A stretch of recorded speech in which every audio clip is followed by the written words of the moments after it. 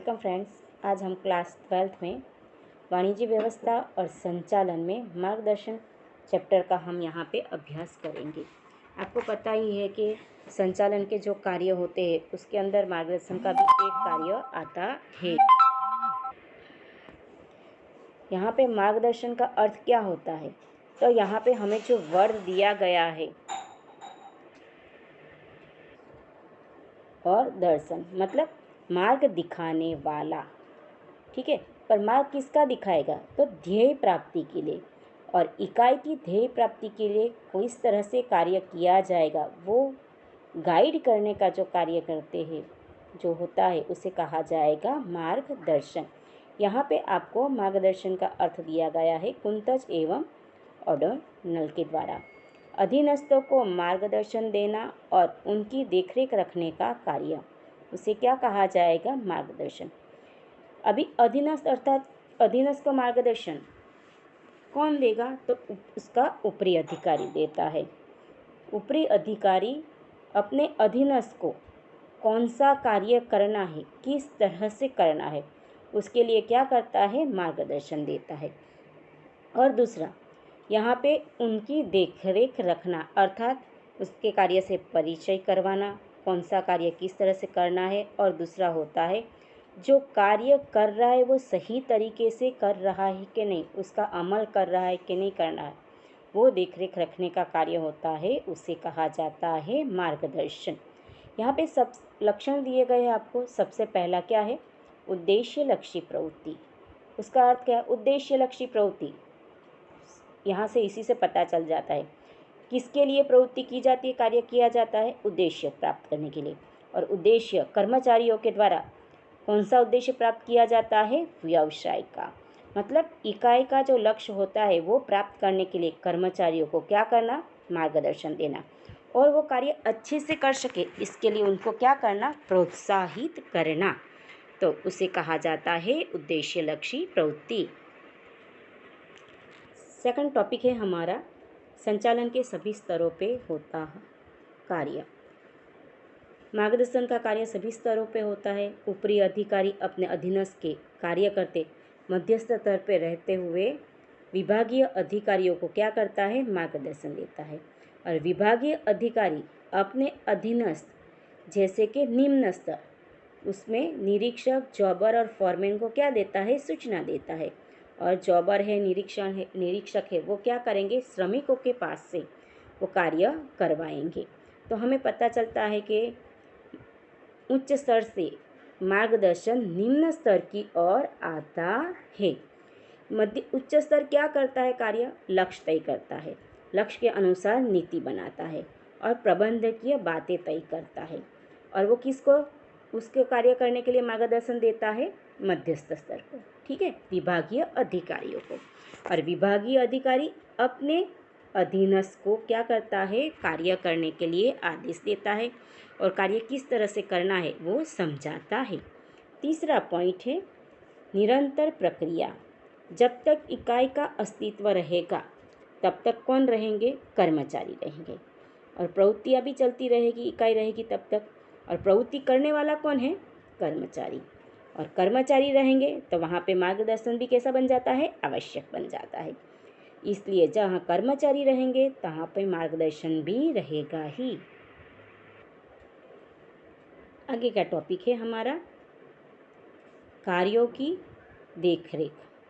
मार्गदर्शन अर्थात क्या होता है, आदेश देने की प्रक्रिया नहीं, मतलब कि कार्य ये कर देना यही नहीं है, लेकिन कार्य बताने के बाद वो बताया जाता है उस तरह से किया जा रहा है कि नहीं किया जा रहा है, अमल हुआ है कि नहीं हुआ है, वो देखरेख रखने का कार्य भी इसी के अंदर मार्गदर्शन के अंदर समावेश होता है। आगे है पांचवा, विशाल कार्यक्षेत्र।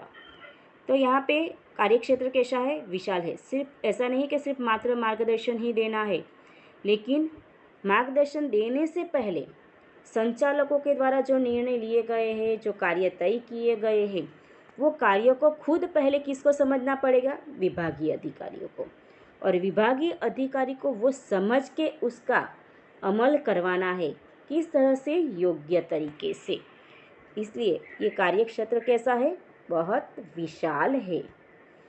छठा पॉइंट है सूचना संचार। ऊपरी अधिकारी उच्च स्तर से सूचना पहुंचती है कहाँ पे? विभागीय अधिकारी अर्थात के मध्यस्थ स्तर पे। मध्यस्थ स्तर से सूचना कहाँ पे पहुंचती है? निर्णय कार्य, तो वो निम्न स्तर पे। लेकिन इसके लिए क्या इम्पोर्टेंट है? सूचना संचार। सूचना संचार कैसा होना चाहिए? योग्य समय पर योग्य तरीके से सूचना भेजी जानी चाहिए। यदि सूचना संचार कैसा हो? योग्य समय पर नहीं पहुंचता है, सोच लो कि कोई निर्णय लिया है इकाई ने, तो वो समय पर नहीं पहुंचेगा तो क्या होगा? वो कार्य सही तरीके से नहीं हो पाता है।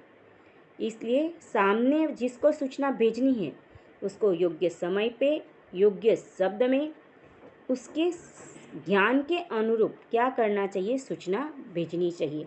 तभी सूचना संचार कैसा बनता है? सफल बन सकता है और मार्गदर्शन का कार्य भी योग्य तरीके से हो सकता है।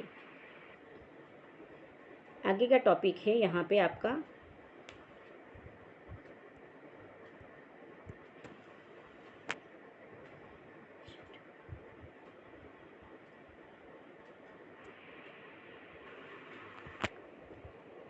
प्रोत्साहन। कर्मचारियों को प्रोत्साहन देना ये कब पॉसिबल है? यदि कर्मचारी को कोई समस्या हो, ठीक है, तो वो समस्या अच्छा कार्य करवाना है तो उसको प्रोत्साहन देना पड़ेगा। और प्रोत्साहित करने के लिए उच्च अधिकारी को पर्सनली उसको क्या देना पड़ेगा? मार्गदर्शन देने पड़ेगा। इसके लिए क्या करना पड़ेगा? उसको कोई भी प्रॉब्लम्स होते हैं वो प्रॉब्लम्स को क्या करना पड़ेगा? आपको सॉर्ट आउट करना पड़ेगा। तभी उसको क्या होगा? इकाई के प्रति और अपने ऊपरी अधिकारी के प्रति उसको क्या आएगा? विश्वास आएगा और वो अच्छा कार्य करने के लिए अंदर से आंतरिक प्रोत्साहन उसको होगा कि इकाई ने मेरा क्या किया है? प्रॉब्लम सॉर्ट आउट किया है, तो मैं खुद भी इकाई के लिए अच्छा कार्य करूँ। ये 8वां पॉइंट है निम्नगामी प्रवृत्ति। आपको पता ही है कि उच्च स्तर से मध्यस्थ स्तर के निम्न स्तर की और क्या जाता है? मार्गदर्शन दिया जाता है। इसलिए उसको क्या कहा जाता है? निम्नगामी मार्गदर्शन कहा जाता है। आगे है 9वां पॉइंट संचालकीय कार्य। ये भी एक संचालन के कार्य के जैसा ही है। आयोजन, प्रबंध, कर्मचारी व्यवस्था, संकलन, सूचना प्रेषण, निर्णय के जैसे कार्य के साथ वो जुड़ा हुआ है। अभी हम देखेंगे मार्गदर्शन का महत्व। यहाँ पे मार्गदर्शन का महत्व अर्थात के मार्गदर्शन करने से इकाई को, कर्मचारियों को क्या क्या लाभ हो सकता है। फर्स्ट तो क्या होता है? कर्मचारी की कार्यक्षमता में वृद्धि होगी। किस तरह से? क्योंकि वो मार्गदर्शन दिया जाता है कर्मचारियों को। मार्गदर्शन देने से कार्य किस तरह से करना है और उस पर देखरेख भी रखी जाती है। इसके कारण क्या होता है? लक्ष्य प्राप्ति हो जाती है और कर्मचारियों को अपने कार्य और दायित्व के बारे में स्पष्ट होती है। फिर है कार्य का विश्लेषण का कार्य। तो इसके अंदर मार्गदर्शन में कर्मचारी की क्या किया जाता है? देखरेख रखी जाती है, कंटिन्यू उसका मूल्यांकन किया जाता है।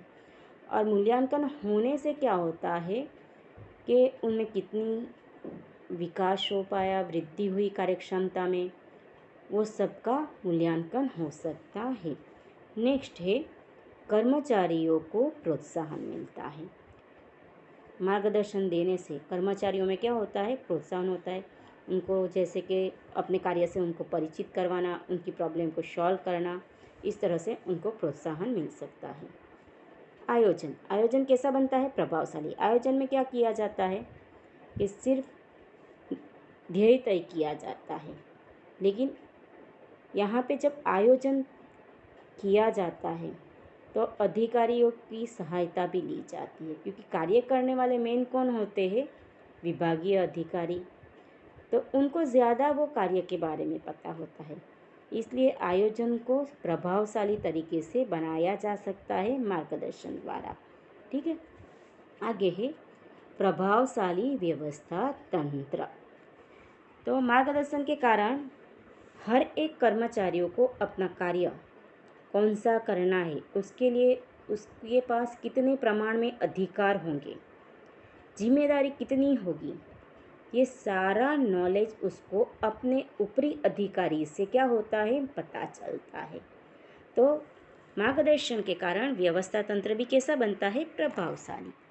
आगे है संकलन और सहयोग। मार्गदर्शन के द्वारा सारे कर्मचारियों के बीच में क्या होता है? संकलन होता है। और दूसरा व्यक्तिगत जो ध्येय होता है, कर्मचारियों का ध्येय क्या होता है? अधिक वेतन प्राप्त करना। और इकाई का ध्येय क्या होता है? अधिक लाभ प्राप्त करना। ठीक है, तो दोनों के बीच में क्या बनता है? संकलन मार्गदर्शन के द्वारा पॉसिबल बनता है। आगे है नियंत्रण का कार्य। मार्गदर्शन के कारण कर्मचारी के द्वारा किसी भी प्रकार की मिस्टेक होती है तो उसको क्या किया जाता है? सुधारा जाता है। क्यों?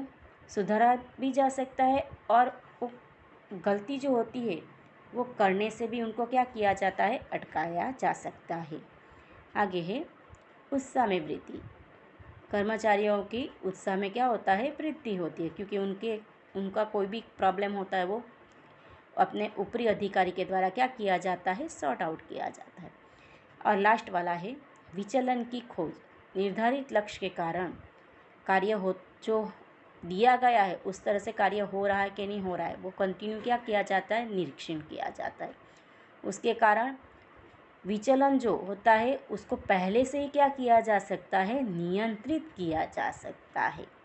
ठीक है,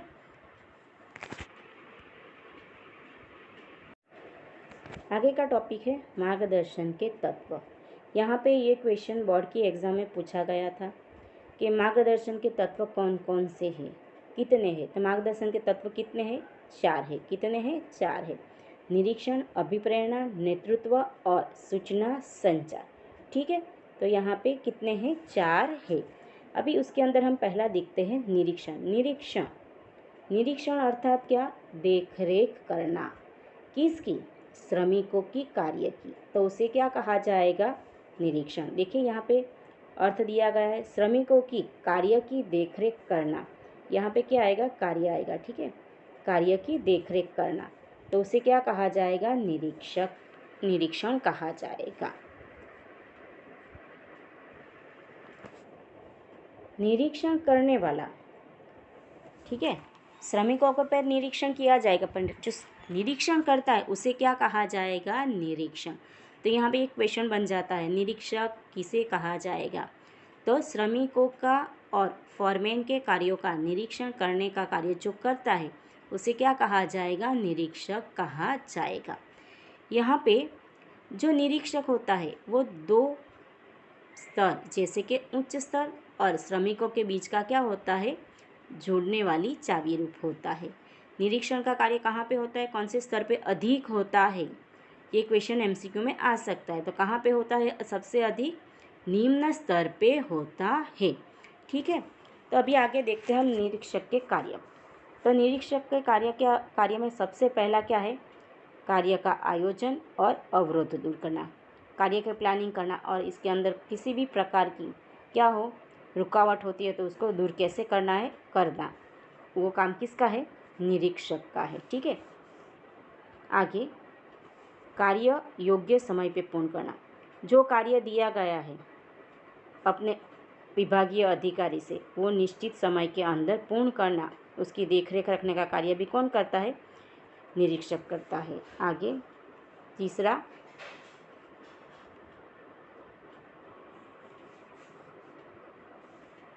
श्रम और समय की बचत करना। कर्मचारियों की कार्यों की कंटिन्यू क्या की जाती है? देखरेख की जाती है। इसलिए यदि कोई कर्मचारी सही तरीके से कार्य नहीं करता है तो उसको क्या किया जाता है? टोक दिया जाता है और उसको मार्गदर्शन दिया जाता है। इसके कारण क्या होता है? समय और श्रम दोनों की बचत होती है। आगे व्यक्तिगत उद्देश्यों को इकाई के उद्देश्य के साथ जोड़ना। तो निरीक्षक का कार्य सबसे महत्वपूर्ण कार्य क्या है? व्यक्तिगत उद्देश्य को, मतलब कि कर्मचारी के उद्देश्य को किसके साथ जोड़ना है? इकाई के उद्देश्य के साथ जोड़ना है। नई टेक्नोलॉजी की संशोधन होता रहता है और इकाई के द्वारा क्या किया जाता है? उसका उपयोग भी किया जाता है। तो नई टेक्नोलॉजी का जब उपयोग किया जाता है तो वो टेक्नोलॉजी का किस तरह से यूज़ करना है, यंत्र का यूज़ किस तरह से करना है, ठीक है, तो वो मार्गदर्शन भी देने का कार्य कौन करेगा? निरीक्षक करेगा। यहाँ पे निरीक्षण का कार्य ये नहीं कि कर्मचारी पे अंकुश, नियंत्रण, कंट्रोल कर लेना है, लेकिन उनका क्या करना है? देखभाल करना। जैसे माँ अपने बच्चों की कैसे करती है देखभाल करती है, वैसे ही यहाँ पे निरीक्षक को अपने अंदर कार्य करने वाले कर्मचारियों को क्या करना पड़ेगा? देखरेख रखना है। अंकुश नहीं लगाना है, कंट्रोल नहीं करना है। 7वां पॉइंट, कर्मचारियों को मित्र, दार्शनिक और मार्गदर्शन अर्थात फ्रेंड, फिलोसोफर और गाइड बनकर किसको रहना है? निरीक्षक को रहना है। अभी का नेक्स्ट टॉपिक हमारा है अभिप्रेरणा। सामान्य अर्थ में अभिप्रेरणा अर्थात क्या? व्यक्ति के अंदर, हर एक व्यक्ति के अंदर कुछ न कुछ एक ऐसा तत्व होता है या तो कुछ न कुछ ऐसी वस्तु होती है जिससे क्या किया जाए, वो कार्य करने के लिए वो तत्व को यदि हम क्या करें, पहचान ले और उसमें क्या करें, उनको उत्साहित किया जाए तो वो कार्य कैसा करेगा और अच्छे से करेगा और उसकी कार्यक्षमता में क्या होगी? वृद्धि होगी। इच्छा भी उसकी कार्य करने की कैसी बनेगी? अधिक बनेगी। तो अभिप्रेरणा एक ऐसा विस्तृत ख्याल है, उसके अंदर उसके लिए इकाई के द्वारा मौद्रिक, अमौद्रिक सुविधाएं, कल्याणकारी योजनाएं, ऐसा जब कार्य किया जाए कर्मचारियों के लिए, तब उसको अपने कार्य प्रति क्या होता है? अधिक प्रमाण में करने का उत्साह आता है। तो उसे क्या कहा जाएगा? अभिप्रेरणा। यहाँ पे आपको अर्थ दिया गया है, जीएस के द्वारा इच्छित कार्यों को पूर्ण करने के लिए स्वयं को या दूसरे को क्या करना? प्रेरणा देने की प्रक्रिया। तो इसे क्या कहा जाता है? अभिप्रेरणा। इच्छित कार्य अर्थात क्या होता है? जो हम कार्य अंदर से करते हैं, आंतरिक अपनी विचार से या तो अपने अंतर्स्फूर्णा से, ठीक है, तो वो पूर्ण करने के लिए हम क्या हो जाते हैं? उत्साहित हो जाते हैं। उसके लिए खुद को भी तैयार करना और अन्य को भी क्या करना? उसके लिए प्रेरणा देना। तो उसे क्या कहा जाएगा? अभिप्रेरणा। ठीक है, तो यहाँ पे पहला टॉपिक है हमारा अभिप्रेरणा का लक्षण का आंतरिक प्रेरणा। हर एक व्यक्ति में, कर्मचारी में एक ऐसी शक्ति होती है जिसको क्या करना पड़ता है?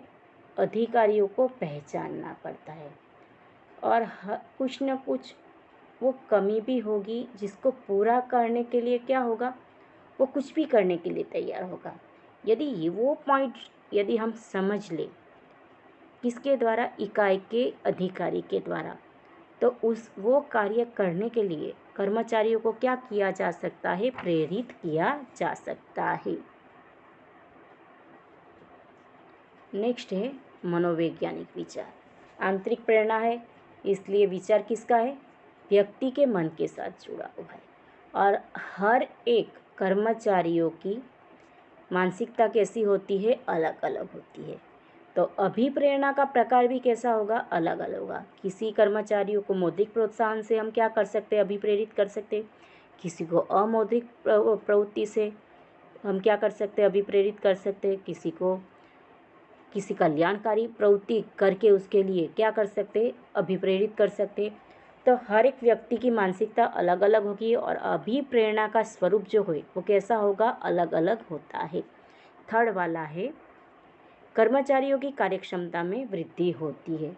कर्मचारी को कार्य करने के लिए क्या दिया जाता है? प्रोत्साहन दिया जाता है। उसके लिए उसको नैतिक उत्साह में क्या होती है? वृद्धि होती है। इसकी असर कहाँ पे होगी? कार्यक्षमता में होगी और कार्यक्षमता में, कर्मचारी की कार्यक्षमता में वृद्धि होगी तो लाभदायकता में प्रमाण में कैसा होगा? अधिक प्रमाण में उसको वेतन मिलेगा या तो उसको अमौद्रिक क्या मिलेगा? प्रोत्साहन मिलेगा, तो उसको लाभ होगा और उसका लाभ किसको होगा? लास्ट में इकाई को भी होगा। आगे है जो हमेशा आती है कार्यों में, लक्षण में, सतत चलने वाली प्रवृत्ति है। कैसी प्रवृत्ति है? सतत चलने वाली प्रवृत्ति है। यहाँ पे इकाई से शुरुआत से यह अभिप्रेरणा कर्मचारी को कंटिन्यू वो उत्साह से कार्य करे, इसलिए क्या करना पड़ता है? कुछ न कुछ अलग अलग तरीके से उनको प्रोत्साहित करना पड़ता है, अभिप्रेरणा देनी पड़ती है। तो ये कर्मचारी रहेंगे तब तक ये अभिप्रेरणा की प्रवृत्ति भी चलती रहती है।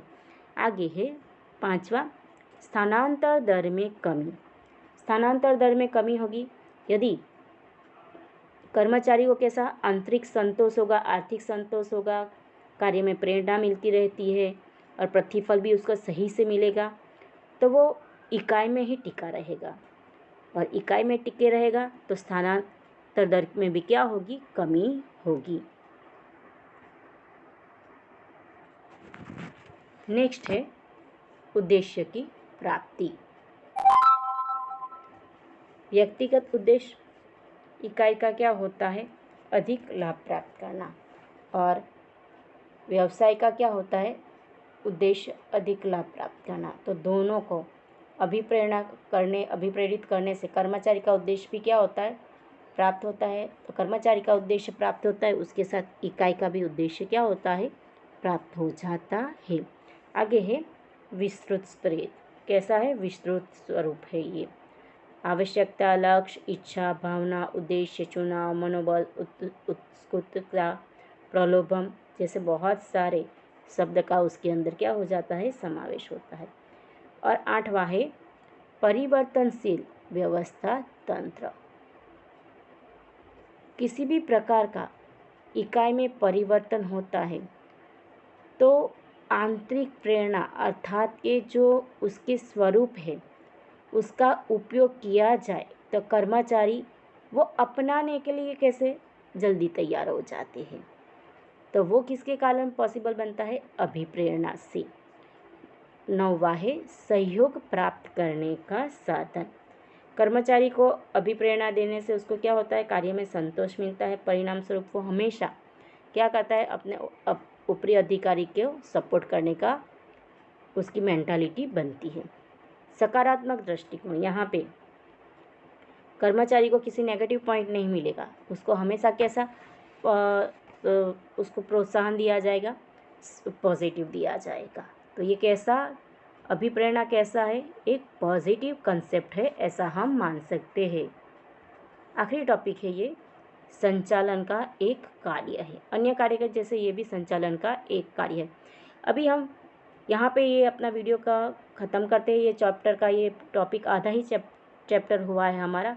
नेक्स्ट टॉपिक जो है वो नेक्स्ट वीडियो में देखेंगे। उसके अंदर देखेंगे मास्लो का आवश्यकताओं का अग्रताक्रम और अभिप्रेरणा जो दी जाती है, ठीक है, जो प्रोत्साहन होता है वो मौद्रिक और अमौद्रिक जो क्वेश्चन हमारे बोर्ड के लिए कैसा है? इम्पोर्टेंट है, मोस्ट IMP है। वो टॉपिक हम नेक्स्ट वीडियो में देखेंगे।